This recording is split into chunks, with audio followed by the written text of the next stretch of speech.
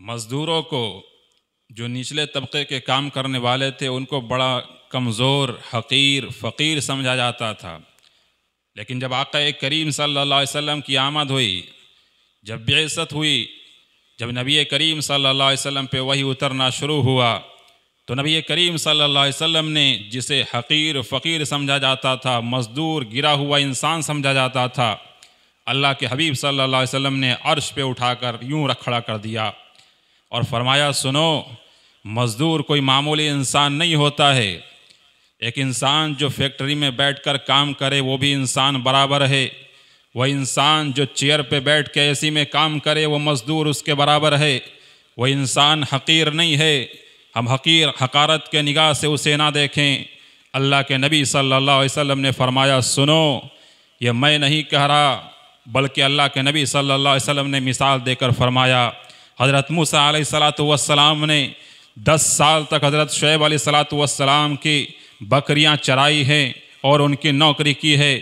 پتہ چلتا ہے کہ انبیاء کرام نے بھی صنعت و حرفت کے ساتھ ساتھ انہوں نے نوکریاں کی ہیں، محنت کی ہیں، جفا کشی کی ہیں. تو محنت کرنے والے کو، جفا کشی کرنے والے کو، حلال رزق کمانے والے کو کم نگاہوں سے نہ دیکھو، گری ہوئی نگاہوں سے نہ دیکھو. اللہ کے حبیب صلی اللہ علیہ وسلم نے فرمایا کہ تمام انبیاء کرام نے بکریاں چرائی تھی اور بڑے نے بھی بکریاں چرائی ہیں. میں کرائے پہ بکریاں چرایا کرتا تھا مکہ والوں کی. پتہ چلتا ہے کہ انبیاء کرام نے بھی محنت کی ہے، جفا کشی کی ہے، مزدوری کی ہے. تو مزدوری کرنا کوئی چھوٹا موٹا کام نہیں ہے.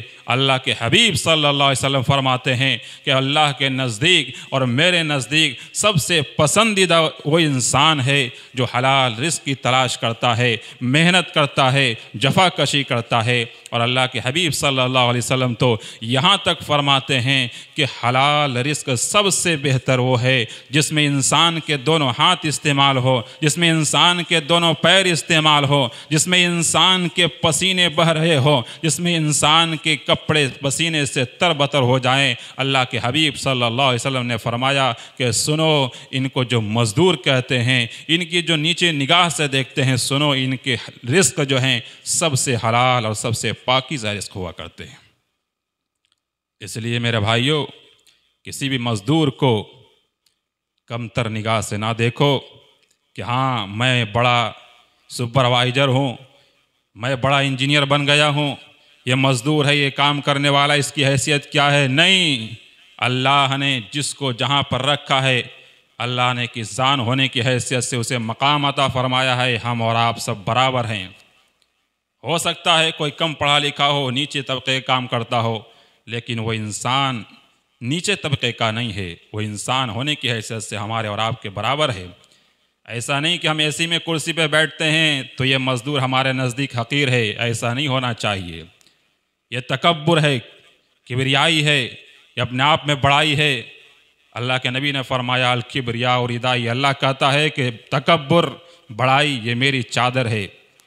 آج اگر اے سی میں بیٹھے ہو، بڑے آرام سے کما رہے ہو، 20,000، 50,000، 60,000، لاکھ، 1.5 لاکھ، اور مزدوروں کو غلط نگاہوں سے دیکھ رہے ہو، گری ہوئی نگاہوں سے دیکھ رہے ہو، تو یاد رکھنا اس اللہ نے بڑے بڑے کو کایا کو پلٹ دیا ہے.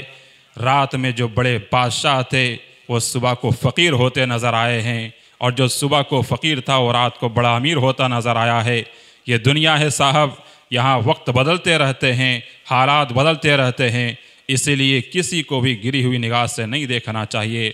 اللہ کے حبیب صلی اللہ علیہ وسلم اسی لیے مزدوروں کی مزدوری کے بارے میں فرماتے ہیں. اللہ کے حبیب صلی اللہ علیہ وسلم نے اس مزدور کی جو بیچارے بڑے محنت سے جفا کشی کے ساتھ پسینے بہا کر جب وہ انسان کماتا ہے اور شام کو جب ہاتھ پھیلا کر مالک سے پیسے مانگتا ہے کہ مالک پیسے دو، وہ انسان انکار کر دیتا ہے کہ جاؤ کل لے لینا، پرسوں لے لینا، بعد میں لے لینا.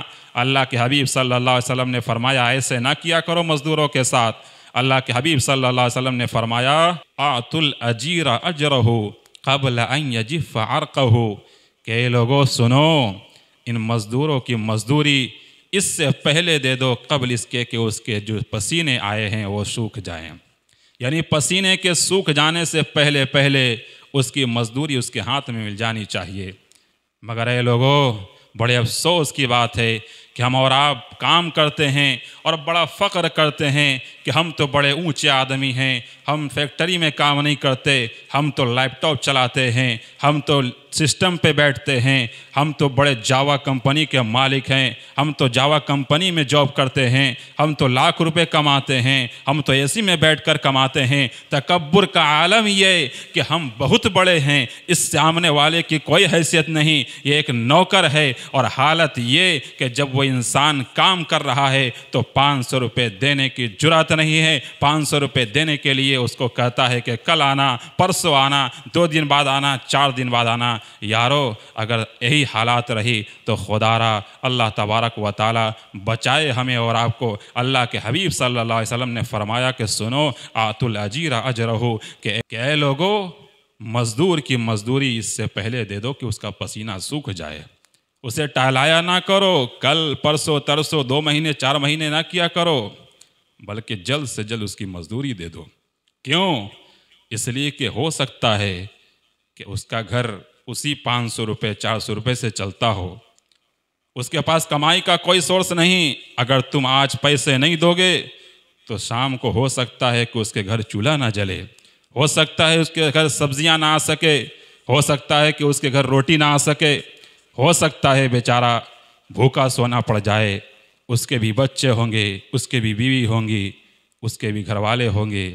وہ بیچارہ جب جائے گا تو اس کے بچے بھی آس لگائے ہوئے ہوں گے کہ ہمارا باپ کچھ کھانے کو لے کر آئے گا، سبزیاں لے کر آئے گا تو کھانے کو ملے گا، آٹا لے کر آئے گا تو کھانے کو ملے گا۔ میرے یارو ان کی درد کو سمجھا کرو۔ ہو سکتا ہے آپ کو لگتا ہو کہ ہمارے گھر میں تو 1 کوئنٹل چاول رکھا ہے، 10 کلو آٹے رکھے ہیں، ہمیں کیا ہے، پیسے تو جیب میں اٹھا کر لے آئیں گے۔ لیکن ان غریبوں کے پاس بیچارے کچھ نہیں ہوتے، اس لیے انہیں کمتر بھی نہ سمجھیں اور ان مزدوروں کو اس طریقے سے پریشان بھی نہ کیا کرے۔ دعا کریں کہ اللہ تبارک و تعالی ہم تمام لوگوں کو مزدوروں کے ساتھ اچھا سلوک کرنے والا بنائے، اور اللہ ہم سب کو کسی کو بھی حقیر جاننے سے، حقیر سمجھنے سے بچائے۔ اللہ ہم سب کو تکبر سے، بڑائی سے ہم سب کو محفوظ رکھے۔ آمین۔ السلام علیکم ورحمۃ اللہ وبرکاتہ۔